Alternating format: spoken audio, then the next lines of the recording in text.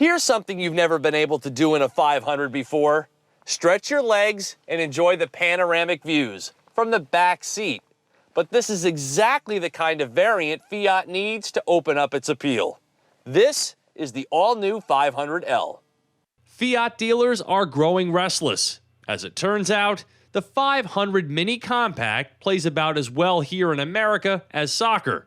But before we write off Fiat as a European flavor best left overseas, it's time to give the brand another look with the introduction of the 2014 500L. Until you see it in person and step inside, you won't believe how big and roomy it really is.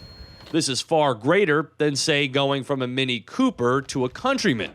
The 500L provides about 25% more passenger room and 300% more luggage volume than a 500. It can seat 5 while transporting a good deal of home goods from the store.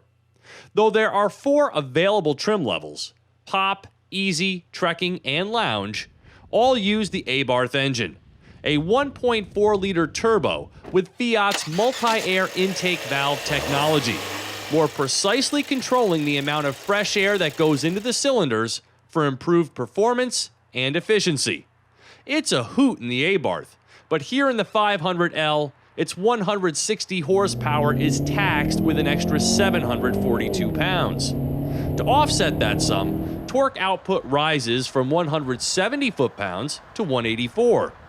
It's certainly not the smoothest or quietest small engine you'll drive, but it still packs a punch and will happily return 24 mpg city, 33 highway.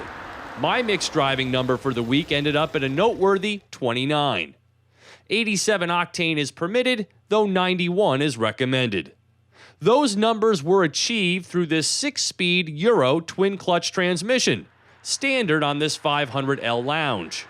It's a gearbox that takes some getting used to, especially for those who expect these automated manual units to function just as smoothly as their torque converter cousins, because this one has its moments of pause, for instance when shifting from reverse to drive. It does have auto stick, but no paddle shifters. The 500L has a unique minivan, quasi-bus seating position from behind the wheel. And with seemingly no end to the greenhouse, visibility is all around excellent. But no matter where I position myself, the top of the steering wheel covers up the speedometer. That is, unless you're going over 100. Though I've got the optional 17-inch aluminum wheels fitted with high-end Conti rubber, the 500L drives a little top-heavy and thus loses a large portion of the brand's small car motoring fun. But there is something about this wagon that really sucked me in. It's most certainly different, and I appreciate that. The huge front-to-back sunroof with its power retractable screen gives this car an unparalleled airiness. The rear cargo shelf and folding and tilting rear seats provide plenty of options, and the Beats audio system integrated into the excellent Uconnect system is a winner. It's quirky and full of personality. I just wish the European brands would realize Americans love large center consoles, not this virtually useless space that can't even hold a wallet and a phone. The seats are also quite uncomfortable, no more so than in the middle rear, where the cushioning appears to stem from rock.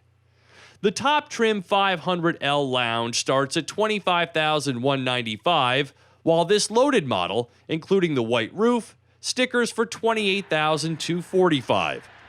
Car buying is often quite irrational, and though the 500L is far from perfect, I really quite like its uncommon approach to growing up. For Drive Time on Yahoo Autos, I'm Steve Hammis.